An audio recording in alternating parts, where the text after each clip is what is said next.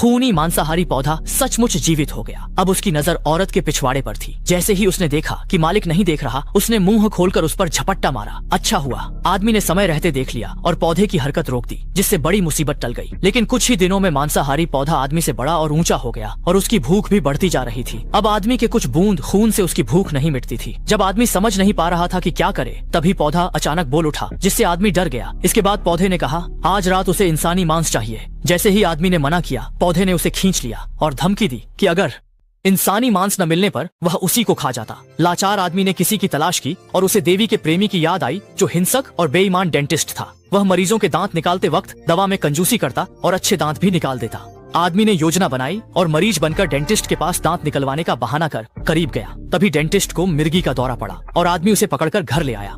किसे पता था कि नरभक्षी पौधा भी काफी चूजी है। उसने आदमी से कहा कि उसे छोटे टुकड़े काटकर ही खिलाए। जैसे ही आदमी लाश के टुकड़े कर रहा था, उसके बॉस ने देख लिया। इस तरह पौधे का राज भी बॉस के सामने खुल गया। बॉस ने पौधे में छुपे मुनाफे की बू सूंघ ली और आदमी को धमकाया, अगर उसने पौधा नहीं दिया तो वह हत्या और लाश के टुकड़े करने की पोल खोल देगा। लेकिन आदमी इंसान था, पौधा नहीं। जैसे ही बॉस ने पीठ घुमाई, पौधे ने उसे निगल लिया। फिर भी पौधा संतुष्ट नहीं हुआ। आदमी जानता था कि अब वह और लोगों को नहीं मार सकता, इसलिए उसने पौधे की मांग ठुकरा दी और गुस्से में दरवाजा पटक कर चला गया। पौधा नाराज हो गया। उसने फोन उठाया और एक नंबर डायल किया। थोड़ी देर में वही लड़की जिसे आदमी पसंद करता था कमरे में आ गई।